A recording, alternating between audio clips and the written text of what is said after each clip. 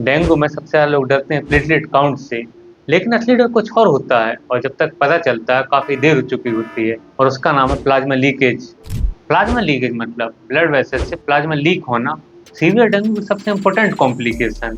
सोचिए एक पाइप में छोटे छोटे छेद हो गए हैं और पानी बाहर निकलने लगा। सीवियर डेंगू में ऐसा ही कुछ प्लाज्मा के साथ हो सकता है, वेसल से फिर लीक होने लगता है। इसको पकड़ने के लिए सिर्फ प्लेटलेट नहीं, हीमोक्रिट भी देखना पड़ता है। हीमोक्रिट मतलब रक्त में लाल रक्त कोशिकाओं का भाग, मतलब रक्त कितना गाढ़ा है। प्लेटलेट गिर रहा है, हीमोक्रिट बढ़ रहा है। ये कॉम्बिनेशन एक डॉक्टर के लिए बहुत इंपॉर्टेंट साइन होता है। एक लाइन में सिर्फ प्लेटलेट देखना काफी नहीं, हीमोक्रिट के साथ देखना जरूरी है। पेशेंट नंबर 1, 30 साल का पेशेंट, 5 दिन से डेंगू और 45 से ज्यादा प्लेटलेट काउंट मतलब कि लो, लेकिन ब्रीदिंग नॉर्मल, बीपी स्टेबल, कोई वॉमिटिंग नहीं, कोई ब्लीडिंग नहीं, खाना पीना ठीक चल रहा है। डॉक्टर की सलाह से घर पर ऑब्जर्वेशन और ओआरएस से काम चल सकता है। पेशेंट नंबर 2, 67 साल का पेशेंट, डायबिटिक, 4 दिन से डेंगू, 1.5 लाख प्लेटलेट काउंट, बिल्कुल नॉर्मल, लेकिन परसिस्टेंट वॉमिटिंग हो रहा है, पेट में सीवियर दर्द है। ये पेशेंट नॉर्मल प्लेटलेट होने के बावजूद भी तुरंत मेडिकल एवोल्यूशन का कैंडिडेट है। प्लेटलेट एक नंबर है, पेशेंट पूरा इंसान है। याद रखने वाली बात, प्लेटलेट स्पीडोमीटर है, गाड़ी नहीं। हर पेशेंट की सिचुएशन अलग होती है। तो डॉक्टर क्या देखते हैं जो हम नहीं देख पाते? WHO ने उसकी स्पेसिफिक लिस्ट बनाई है।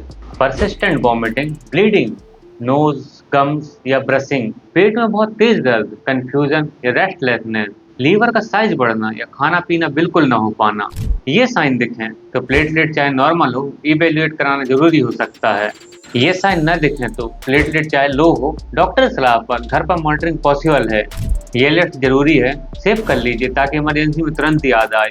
प्रेग्नेंट वुमेन, 5 साल से छोटे बच्चे, 65 साल से ज़्यादा बुजुर्ग, डायबिटिक, किडनी या लीवर पेशेंट, इनके लिए डॉक्टर जल्दी इवेल्युएट करते हैं। सबसे इम्पोर्टेंट बात, वार्निंग साइन देखना प्लेटलेट नंबर देखने से ज़्यादा इम्पोर्टेंट है। अब वो गलती जो बहुत ज़्यादा लोग करते हैं, फीवर कम होते ही सोचते हैं कि अब रिकवरी हो गई। ये गलत है। फीवर कम होना कभी क्रिटिकल फेज की शुरुआत भी हो सकता है। इसी टाइम पर वेस्कुलर परमेबिलिटी पीक पर होती है। वेस्कुलर परमेबिलिटी मतलब वेसल से फ्लूइड लीक होने की टेंडेंसी। इसी एक पॉइंट की वजह से हर सीजन कई फैमिली सरप्राइज हो जाते हैं। इस पॉइंट का मतलब फीवर कम होना रिकवरी की गारंटी नहीं है। डेंगू के 3 फेज होते हैं। फेब्राइल फेज जब फीवर आता है, क्रिटिकल फेज 3 से 7 दिन जहां सबसे ज्यादा ध्यान चाहिए, रिकवरी फेज जिसकी टाइमिंग हर पेशेंट में अलग होती है। टेस्टिंग के लिए NH1 एंटीजन आमतौर पर पहले 5 दिन के लिए रिलायबल होता है। IgM टेस्ट डे 3 से 5 दिन के बाद से काम करता है। IgG सिर्फ पुराना इन्फेक्शन बताता है, करंट नहीं। डे 8 पर NH1 नेगेटिव आया तो घबराओ मत, सिर्फ टेस्ट की विंडो निकल चुकी है, इसका मतलब डेंगू नहीं है, ये जरूरी नहीं। एक लाइन में, टेस्ट का टाइमिंग टेस्ट का रिजल्ट जितना ही इम्पोर्टेंट है। ORS प्राइमरी है, कोकोनट वाटर और सूप सपोर्टिव फ्लूइड है। पैरासिटामोल डॉक्टर के एडवाइस डोज में ही लो। रेस्ट करो, ब्लड वर्क रिपीट करवाते रहो। एस्पिरिन या एनसेड बिल्कुल मत लो, ये ब्लीडिंग रिस्क बढ़ा सकते हैं। एंटीबायोटिक की जरूरत नहीं, डेंगू वायरल है, प्लेटलेट ट्रांसफ्यूजन रिकमेंडेड नहीं होता। जरूरत पड़ने पर डॉक्टर पूरी क्लिनिकल कंडीशन देखकर डिसाइड करता है। एक जरूरी बात, हर पेशेंट के लिए फ्लूइड रिक्वायरमेंट अलग होती है। ओवर हाइड्रेशन अवॉइड करो और डॉक्टर की सलाह फॉलो करो। एक जरूरी बात, हाइड्रेशन जरूरी है लेकिन सही मात्रा में, न कम न ज्यादा। और एक वार्निंग साइन जो लोग सबसे ज्यादा इग्नोर करते हैं, वो मैं आखिरी मिनट में बताऊंगा। मिर्च, papaya leaf, kiwi, dragon fruit platelet instantly बढ़ा देते हैं। फैक्ट, पपाया लीफ पर कुछ छोटी स्टडीज हैं लेकिन बड़े ट्रायल लिमिटेड हैं। कीवी और ड्रैगन फ्रूट में न्यूट्रिएंट जरूर होते हैं, लेकिन कोई भी फ्रूट प्लेटलेट को गारंटीड या इंस्टेंट तरीके से नहीं बढ़ाता।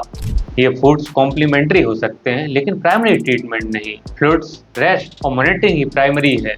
इस पॉइंट का मतलब कोई भी फ्रूट या एक्सट्रैक्ट मेडिकल मॉनिटरिंग का सब्स्टिट्यूट नहीं है। डेंगू सस्पेक्टेड है, डॉक्टर को दिखाएं। Bleeding, persistent vomiting, severe pain या कंफ्यूजन, 108 या इमरजेंसी तुरंत। और वो वार्निंग साइन जो मैंने प्रॉमिस किया था, सीवियर पेट दर्द, लोग इसे नॉर्मल पेट दर्द समझकर इग्नोर कर देते हैं, जबकि WHO की वार्निंग साइन लिस्ट में है। डेंगू में 3 बातें याद रखें। प्लेटलेट काउंट सब कुछ नहीं बताता, वार्निंग साइन पर ध्यान दो, हाइड्रेशन और मॉनिटरिंग सबसे इम्पोर्टेंट है। प्लेटलेट नंबर देखने से पहले पेशेंट को देखिए। मानसून सीजन में ये वीडियो फैमिली के साथ जरूर शेयर कीजिए। जय हिंद।